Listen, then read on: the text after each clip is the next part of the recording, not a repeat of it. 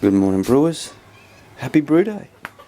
So, I've filled up my grandfather with all my mash and sparge water, and you can see that I've already put in my pump screen down the bottom before I started to fill it.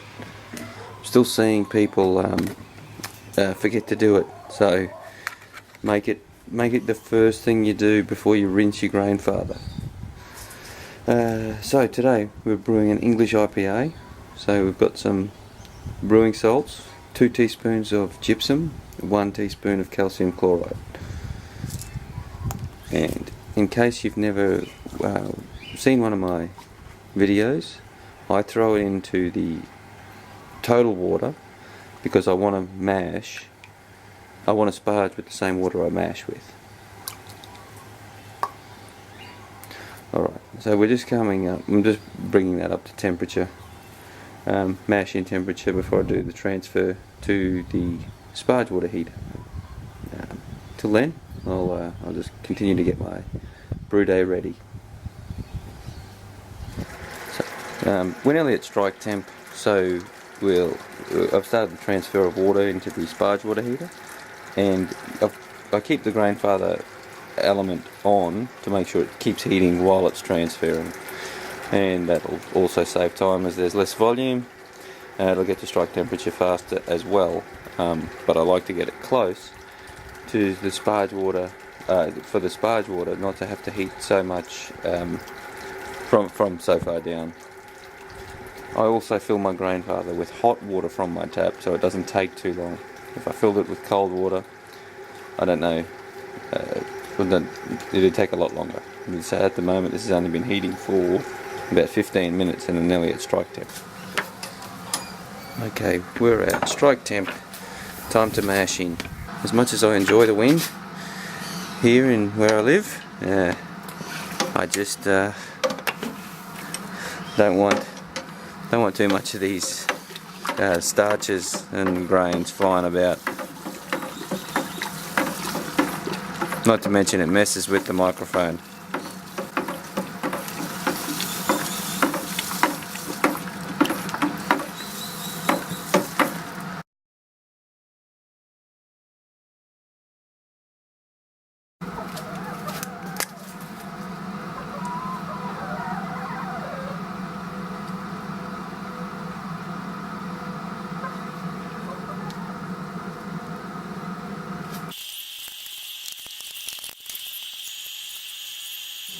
Okay, mashed in now.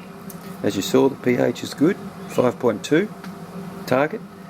The grain bill, there's 4.5 kilos of Gladfield ale and 250 grams each of medium crystal, dark crystal and some Gladfield toffee malt to try and get a depth of that caramel flavours that English IPAs are apparently known for.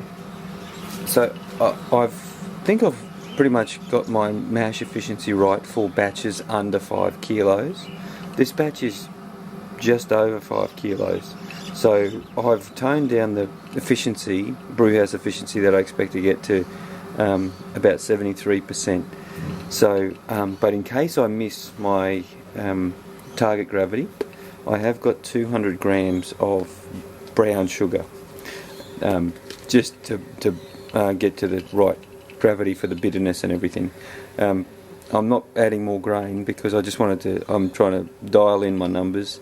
This is a good way to do it. And again, if you haven't seen one of my all grain brew days before, I don't put the top plate on for the first half an hour of the mash, because I stir the grain bed to get more efficiency, and it really does work a treat. About 15 minutes into the mash, just stirring the grain bed, and that's all you need to do. Okay, I've stirred the grain bed one last time. Turn the pump off. It's a lot easier if you wet this rubber seal to slide this down. To me, it's up to you if you want to take this out. You shouldn't need to if you've got your crush right. And so that'll do half an hour, and that'll become really clear wort. Okay, that's been 60 minutes. Time to mash out.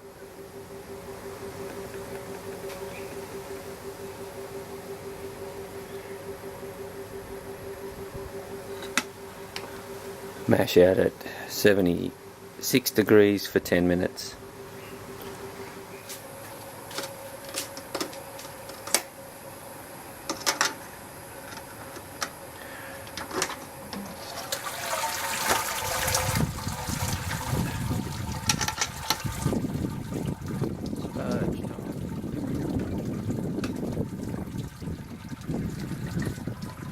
Sounds like I've got a pretty good flow going through this. I like to leave the top plate on when I do my sparge because it disperses the water, and that way channels are avoided. Anyway, I've got 15 litres to sparge with, so I'll get to it. So, added all the sparge water now, and I try to squash the grain bed a bit just to get the last bit of the water out.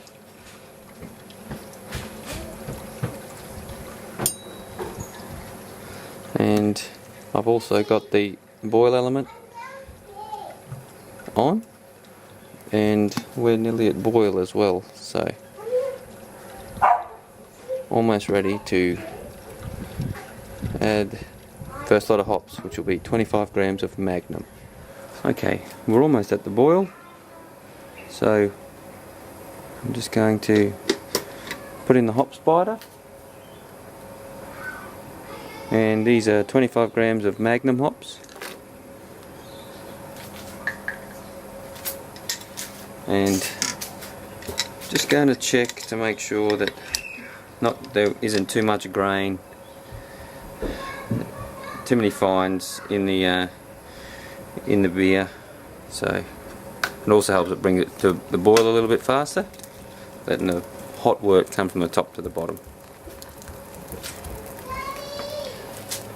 And running the wort through the hop spider also increases utilisation. So yeah, nearly at the boil, 60-minute boil, and I'll bring you up to date with the hop additions as we go through. So there we've got 25 grams of East Kent Goldings and 25 grams of Fuggles. Okay. 10 minutes left in the boil. And that's a well flocked tablet. And we'll also throw in our yeast nutrient.